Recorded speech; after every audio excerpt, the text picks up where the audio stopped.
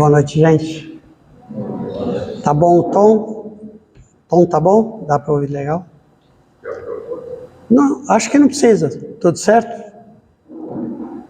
Estão preparados? Vamos começar a viagem? Eu vou falar um pouquinho sobre aquele versículo: vós sois o sal da terra, a luz do mundo. Até para a gente fazer algumas reflexões juntos aí. É um versículo que ele pode machucar um pouquinho, porque ele é um versículo de chamamento. É um versículo que nos convida a executar aquilo pelo qual nós viemos, né? Aquilo pelo qual nós estamos circunscritos dentro desse planeta escola, planeta hospital, seja como nós queiramos descrevê-lo. Eu gosto muito da definição de Santo Agostinho, que diz que a terra é um exílio para espíritos rebeldes à lei de Deus. Significando, obviamente, então, que somos todos rebeldes. E rebelde sem causa é chato demais. Rebelde com causa é bom. Rebelde sem causa é criança mimada. Rebelde com causa é alguém que quer modificar alguma situação, né, alguma coisa que ele desgosta. E esse versículo, para a gente entender bem ele, a gente precisa entender primeiro o que o Espiritismo nos traz acerca da fala de Jesus. Jesus diz que na casa do meu Pai existem muitas moradas. E o Espiritismo nos traz aí uma graduação dos planetas. Planetas primários, provas e expiações, planetas de regeneração, planetas felizes. E a gente adoraria estar num planeta feliz, certo? Tocando harpa, comendo uva, né? No ócio ali, tranquilamente. Todo dia é domingo num planeta feliz, não é isso que a gente pensa? Pelo menos essa é a reflexão que nos trouxeram lá para trás, que quem é bonzinho fica tocando harpa no céu. Quem não é tão bonzinho fica no meio termo, no umbral, ou naquele negócio que eles chamam de purgatório, né? Que você vai espiar e expurgar os seus pecados até que você possa então entrar no reino dos céus. E aí quando o Espiritismo vem e começa a explicar esse contexto, é para a gente entender o que é o complexo Terra, planeta de provas e expiações. Primeira pista de Santo Agostinho é que se estamos aqui é porque somos rebeldes. Rebeldes aqui, a lei de Deus, como eu mencionei. Significa que nós ainda não praticamos a lei de Deus na plenitude. Não significa que nós não a conheçamos. Só que significa que nós ainda não a compreendemos da maneira que deveríamos compreender. Porque pelo mecanismo da criação, a partir do momento que nós tomamos consciência de algo, nós somos meio que forçados a modificar em direção àquele algo que a gente está tomando consciência e que passa então a buscar como sendo um objetivo. Todos nós temos o objetivo da perfeição, certo? Erga a mão quem quer ser perfeito um dia.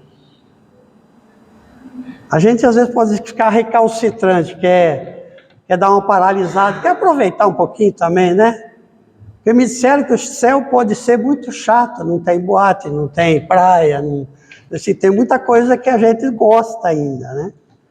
Então às vezes a gente quer ficar um pouquinho ainda aproveitando, e devemos aproveitar o mundo, mas não devemos fincar raízes como se nós pertencêssemos ao mundo.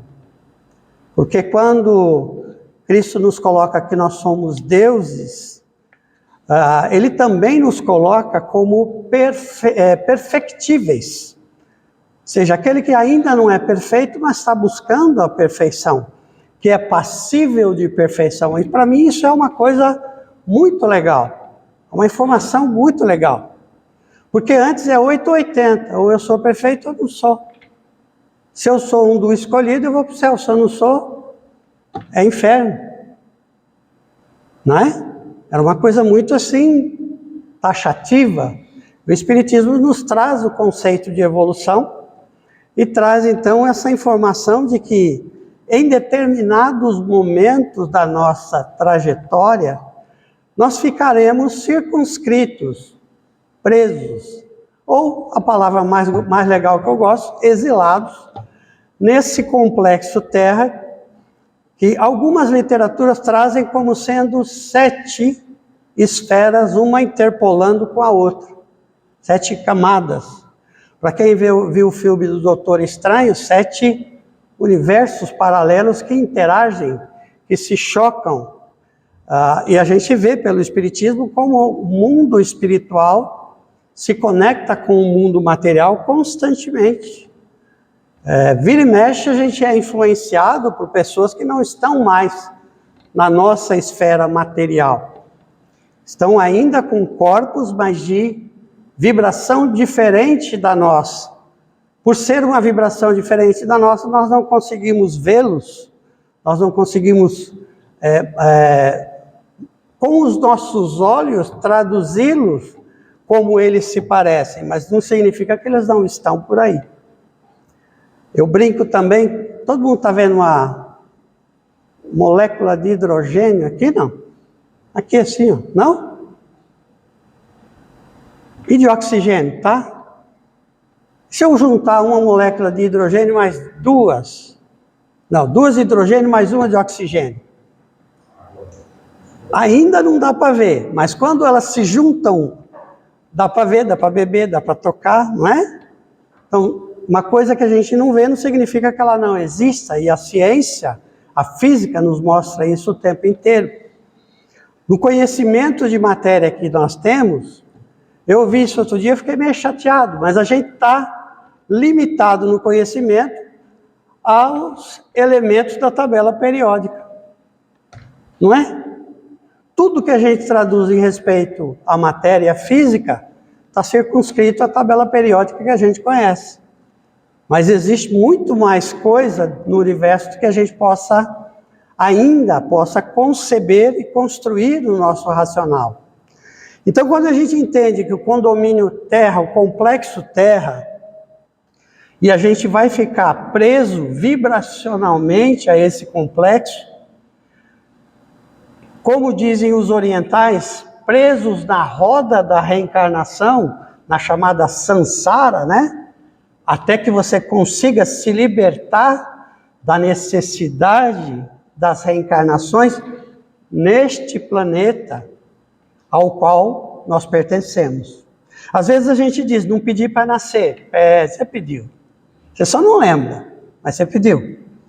Para cada um encarnado tem 4, 5 esperando a vez de encarnar. Então a gente, quando é chamado de sal da terra, a gente precisa entender o contexto colocado. Vamos falar sal. O que é o sal? No nosso conceito humano, né? Para que serve o sal? Eu aprendi no MasterChef que o sal não só salga as coisas, mas ele ajuda a acentuar o sabor das coisas. Você pode pôr temperos, mas se você não colocar o sal, se esquecer o sal vai ficar insosso. Você bota um monte de tempero, se não botar o sal, ele não vai eclodir, não vai despertar o sabor real das coisas. Então ele adiciona um tempero nas coisas. Assim somos nós. Como co-criadores, nós temos uma responsabilidade fundamental na cadeia evolutiva humana, dentro de um planeta de provas e expiações. Nós somos o topo da cadeia. Nós somos seres racionais que temos que utilizar o nosso racional para construir um planeta habitável, construir um local que seja permitido não só para nós, mas para outras criaturas da criação possam fazer o seu estágio aqui também no planeta. Os animaizinhos, os vegetais, o reino mineral, tudo há a criação envolvida aí, e a gente sabe que existem 2 subprodutos conhecidos aí que o Espiritismo nos traz, do fluido cósmico universal. Um deles é a matéria, que dá origem a tudo aquilo que a gente conhece como matéria e muitas outras coisas que a gente não conhece. E o outro elemento, subproduto do fluido cósmico universal é o espírito. E nós não temos a mínima ideia de como ele é criado. A matéria a gente tem noção pela física, uma molécula se aglutina com outra e vai formando outras moléculas ou conjuntos de moléculas capazes de transformar a madeira da forma que a gente conhece. Esse mesmo conhecimento serve para a gente entender o conceito de Jesus quando ele disse, ou da Gênese, quando foi dito: você veio do pó e ao pó retornarás. Você veio da terra e a terra retorna. Quando nós encarnamos, aglutinamos matéria e formamos um corpo físico. Quando desencarnamos e não temos mais o fluido vital, a matéria desaglutina e volta a ser moléculas individuais e voltam para o planeta para formar novos corpos. Isso também equivale a dizer que nesse momento você está sentado numa cadeira que um dia foi o corpo da sua tataravó. Já pensaram nisso? Toda a matéria é reciclada. Tudo que existe desagrega e reagrega. Estou brincando o corpo da tataravó, né? Mas é verdade. Tudo aquilo que existe como matéria é reciclado dentro do planeta. Então, quando coloca essa questão do sal, como que a gente vai, então, liberar o sabor das coisas?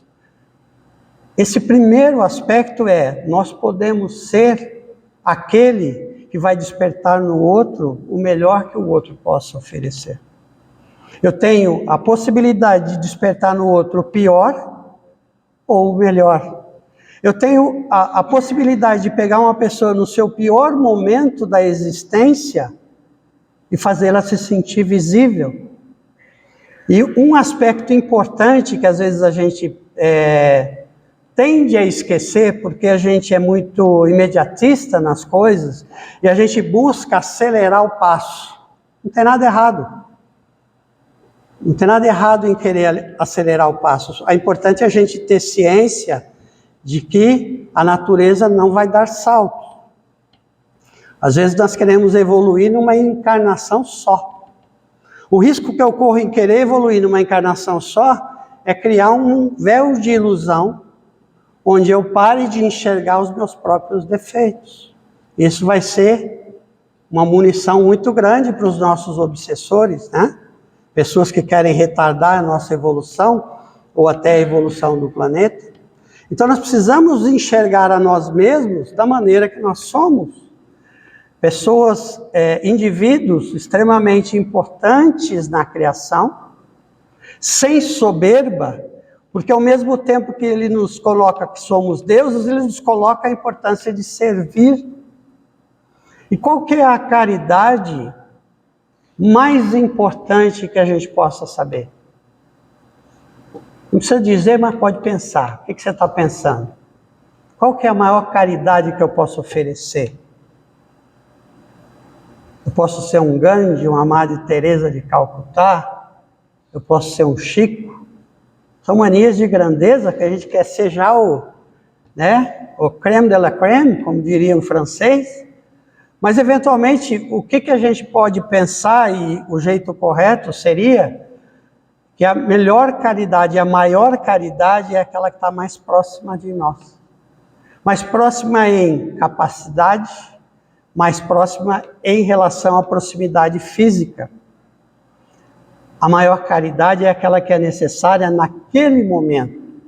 Se alguém precisa de um abraço, a tua maior caridade vai ser dar um abraço. Se alguém precisa de um olhar para não ser mais considerado uma pessoa invisível, o que você vai dar como a maior caridade para essa pessoa é o olhar. Mas não um olhar que atravessa de soberba, um olhar que julga, mas um olhar que, ao chegar na pessoa, a faça se sentir visível, real, importante, acolhida. Porque esses são os aspectos importantes num planeta de provas e expiações. Nós estamos aqui para aprender a amar. E a gente busca tentar aprender a amar com o intelecto. Se eu pedir uma definição de amor para vocês, eu vou conseguir aqui umas 20 definições diferentes.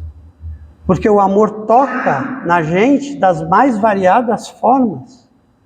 Aquele que passou por momentos turbulentos, onde de vez em quando lhe faltou o pão, uma forma de amor é ganhar o pão de cada dia. Aquele que passa por depressão, que se sente uma pessoa não merecedora das coisas, a melhor manifestação de amor para essa pessoa vai ser se sentir útil, ser importante para alguém. Aquele que não tem algum membro, a maior tradução de amor vai ser um auxílio necessário quando ele é incapaz de fazer aquilo, nessa situação temporária em que ele se encontra. Então a gente busca pelo intelecto as definições, por isso é que nós precisamos das reencarnações. E a fórmula de um planeta de provas e expiações, ela é importante nesse aspecto também. Nós revezamos da carne, por volta de 20, 30, dependendo do livro espírita, você vai ouvir um número, 20, 30, 35 bilhões de pessoas no complexo Terra, 8 bilhões encarnados, mas nos revezando na carne. De vez em quando eu estou com gente, como eu estou há milênios nesse processo, de vez em quando eu estou com gente que eu já vivi anteriormente, o amor em diferentes formas de se manifestar. Eu fui marido, mulher, eu fui irmão, eu fui companheiro de jornada, sem necessariamente ter uma relação amorosa com essa pessoa carnalmente, né, de forma carnal, mas de forma fraternal. A minha mamãe da encarnação, das encarnações anteriores, está por aí. A minha mamãe dessa já está no plano espiritual, mas as tantas outras que eu um dia achei que eram extremamente importantes, que eu não viveria sem, hoje eu nem lembro aonde elas estão. Mas eu já posso ter certeza, pelo processo de reencarnação, que de vez em quando eu vou trombar com elas na rua. E eu vou sentir eventualmente uma vontade muito grande de abraçá-las. Porque é assim que nós reconheceremos as almas de outras épocas, não pela mente, porque a mente esquece, mas pelo sentimento, pelo aspecto vibracional que nos une, pela conexão maior que é esse amor fraternal que nós vamos construindo pelo nosso próprio ritmo, pelo nosso próprio entendimento, da maneira como a gente quer. Para mim, essa é a maior manifestação de amor de Deus para conosco. Como é que um ser tão poderoso nos dá uma liberdade tão grande de buscar essa compreensão no nosso ritmo, atrasando de vez em quando, desviando, querendo pegar atalhos, mas que na verdade são ruas e caminhos sem saída, que a gente tem que refazer o trajeto de volta para poder seguir novamente. Que manifestação de amor é essa? Que não, apesar de conhecer a gente de forma tão profunda, não nos pede nada em troca por esse amor.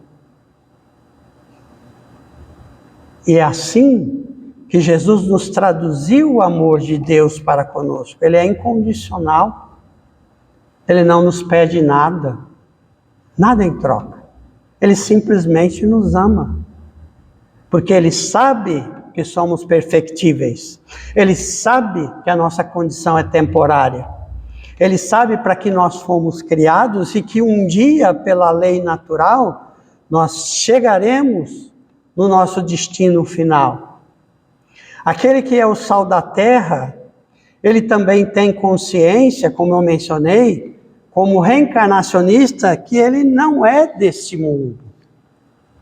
Que a Terra não é um fim, como a gente eventualmente acreditou em outras épocas, mas hoje, com o conhecimento cristão mais assimilado em nós, e com o conhecimento espírita complementando esse conhecimento, a gente tem a convicção, quiçá tenhamos certeza, de que a Terra é só um meio para exercitarmos esse amor, para alcançarmos a perfeição, para subir de degrau na escala evolutiva.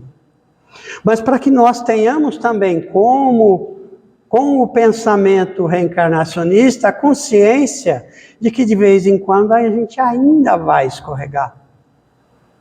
Porque nós ainda não somos perfeitos. O lado bom, o lado cheio do copo, somos perfectíveis. E é fácil de compreender. Basta ler livros da história, livros da época de Jesus, livros da Idade Média. Eu adoro assistir filmes de vikings, filmes da Idade Medieval. Parece que eu quero me reconhecer em algum momento, mas é importantíssimo que a gente veja esses filmes com um olhar de reencarnacionista, para que a gente se perceba lá. E não dizer, nossa, como a humanidade era atrasada, como ela era ruim. Mas a gente tem uma informação que a gente está revezando na carne de tempos em tempos. Então a humanidade que era ruim, que ia para os circos romanos para assistir leões destroçarem corpos, para ver gladiadores se destruindo uns aos outros, para ver cenários de guerra e destruição, éramos nós. Quem sabe um dia, na praça, diante de um apelo, a gente tenha escolhido Barrabás ao invés de Jesus, porque em determinado momento da nossa trajetória, Barrabás tinha um apelo muito mais forte ao nosso espírito rebelde, do que um rebelde manso. Jesus era manso. Barrabás empunhava a espada e ele lutava contra o governo reinante, ele queria saquear, ele queria matar, ele queria destroçar quem não concordava com ele, apelava mais aos nossos instintos animalescos, ainda muito efervescentes em cada um de nós. A nossa desculpa é que até então a gente não sabia disso, e a ignorância nos protegia. Hoje não mais. Quando eu olho para mim mesmo, vendo uma cena violenta na TV e aquilo me enoja, aquilo é um sinal da gente olhar e falar gratidão pela melhora que eu tive, porque um dia a violência me excitava os sentidos. Hoje a violência me causa nojo, porque eu quero repelir aquela sensação que ela está causando em mim. E tudo aquilo que eu quero repelir, eu tenho que vomitar, né? Eu tenho que jogar para fora. Então, ser o sal da terra é não ser insosso, porque também a Bíblia nos diz isso, que a gente tem que ter opinião firme, seja ter o vosso dizer sim, sim, não, não. Aquele que é insosso, eu quero cuspir e jogar fora. Nessa mesma analogia. Então, quando temos o pensamento reencarnacionista, é para a gente meio que se situar e agradecer a Deus da nossa melhora. Quando eu vejo esse tipo de filme, parece que eu estou buscando um afago no meu ego. Se eu vejo filmes de Jesus, eu falo, nossa, como eu estou longe. Se eu vejo filmes da humanidade do passado, eu olho e falo, nossa, como eu progredi. É importante a gente olhar para trás só para isso, para entender de onde a gente veio. Porque sabendo de onde a gente veio, a gente vai ter muito mais noção para onde a gente está indo. Sabendo de onde a gente veio, a gente vai ter uma relação muito maior de empatia com o sofrimento dos outros. Quando a gente vê a parábola do bom samaritano, geralmente quando a gente fala dela, né, César? A gente fala muito daquele que acolheu, do bom samaritano. Eu, quando faço essa palestra, eu gosto de falar daquele que estava jogado na sarjeta. Aquele que apanhou. A gente nem sabe quando. Ladrões bateram nele, sei lá por quê, não tem o contexto. Mas imagina aquele que estava deitado ali na rua, vendo o fariseu passar e olhar torto e atravessar a rua, e ele ali, sedento da caridade e da atenção, de um olhar atento, de um curativo para as suas feridas, de um bálsamo para o teu íntimo, porque ali naquele momento ele se sentia a pior pessoa do mundo. Então, quando a gente vê a parábola do bom samaritano, de vez em quando se colocar no local de quem apanhou, o que eu faria se eu tivesse apanhado e estivesse ali jogado na rua? Como é que eu me sentiria vendo pessoas passar por mim e me olhar com um olhar de soberba, de desdém, e não se apiedar da minha dor? Como é que eu me sentiria quando vem o bom samaritano, me acolhe, me leva para um local onde eu possa tomar um banho, cuidar das minhas feridas, repousar minha cabeça numa cama quentinha? Como é que eu me sentiria? Está aí a resposta de Jesus para o como nós devemos proceder sendo o sal da terra, sendo a luz do mundo. Para que a gente realmente, ao compreender esse processo e esse mecanismo, a gente possa não ficar apático diante da vida. Porque isso acontece conosco. Eu gosto de chamar assim, eu de vez em quando me chamo de distraído. Vocês percebem que eu busco palavrinhas bonitas para os meus defeitinhos, né? O Luiz Guimarães, você conhece ele, né? Ele fala que a gente é tranqueiro. Eu não gosto dessa palavra. Ela me pega muito. Eu sou rebelde. Não é uma palavra mais bonita? Diz a mesma coisa, mas de uma forma mais poética. Eu gosto mais da definição de Santo Agostinho. Eu sou um rebelde ainda. E essa rebeldia, se bem direcionada, nos leva para frente. Como eu disse, rebelde sem causa é chato. É bebê chorão, é manhoso. É uma criança mimada. Agora, um rebelde com causa, basta jogar combustível para que ele mantenha esse ímpeto. Então a apatia, ela paralisa esse dinamismo que nos torna deuses, como Jesus nos descreveu. A apatia nos congela. A distração é o quê? É se ofuscar com o brilho do ouro. É se distrair com as coisas do mundo a ponto de achar que o mundo é o fim. É o ponto de chegada. Quando na verdade é simplesmente uma travessia. A nossa encarnação é mais uma travessia em direção a esse grande destino primordial que é a evolução. Mas é importante que a gente junte conhecimentos, né? O Espiritismo, como o cristianismo, ele não pode ser pego de forma sem contexto, é uma continuidade. Também serve para a gente não desanimar. Eu estou há mais de 35, quase 40 anos, andando na seara espírita e aprendendo todo dia, porque é muita coisa. Porque Deus e Jesus também, né, a comando de Deus, nos colocou um desafio muito grande. Toda vez que eu obtenho uma abertura de consciência, eu percebo o quanto eu sou ignorante. Se você vive circunscrito ao bate-pau, como que era o nome da cidade de Iracemápolis antigamente? Bate-pau é o popular. Terra de Santa Cruz. Eu vi esses dias, já estava esquecendo. Teve festança esse feriado, agora, fim de semana, né? Então, se a gente está circunscrito somente a Iracemápolis, Iracemápolis é o nosso mundo.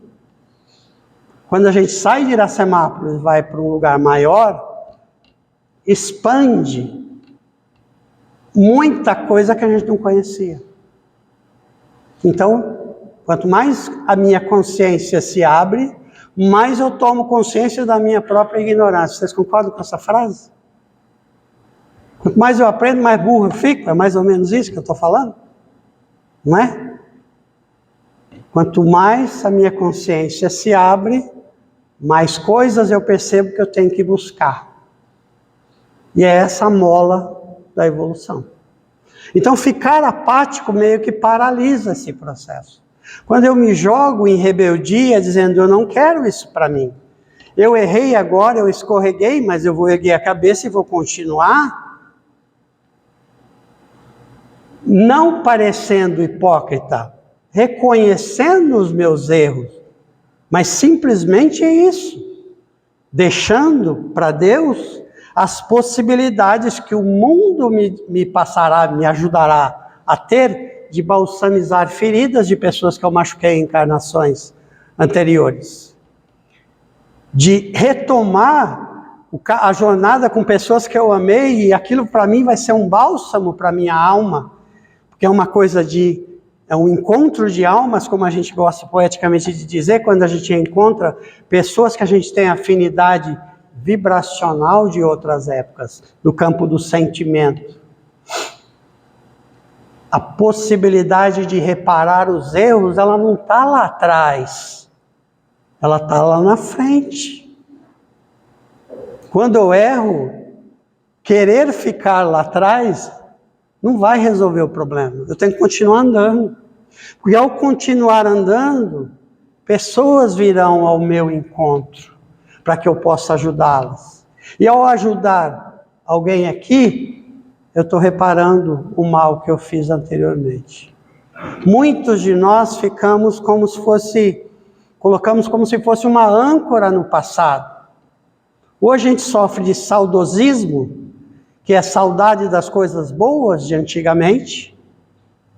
Já aconteceu com vocês de querer conhece uma pessoa nova, fala, vou levar você para um lugar de infância meu maravilhoso, que é fantástico, as memórias que eu tenho daquele lugar é fantástico. Tem um lago maravilhoso, a hora que você chega lá é um corguinho pequenininho, como nós falamos no interior, é um fiozinho d'água que corre, mas mudou, não, era assim mesmo. Quem mudou foi você. Você agora está um pouquinho mais traumatizado, você agora tem um pouquinho mais de conhecimento também do mundo, não só do lado do lado A do mundo, mas do lado B do mundo. Quem mudou é você. As coisas têm uma forma de acordo com o olhar do observador. Então, às vezes, o que a gente está buscando é sentir o que a gente sentiu quando a gente tinha 10, 11, 12, 15 anos de idade. Eu não sou mais a mesma pessoa. Aquilo que me suscitava os sentidos para coisas boas, que me excitava os sentidos como um gatilho bom, talvez já não seja mais. Então o saudosismo é saudade de algo que foi bom.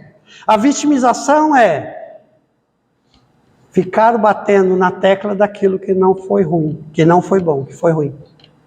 As duas coisas me aprisionam no passado. É como se eu jogasse uma âncora lá atrás e aumentasse o esforço para andar para frente. Vocês conseguem se perceber que de vez em quando parece que vocês estão se arrastando?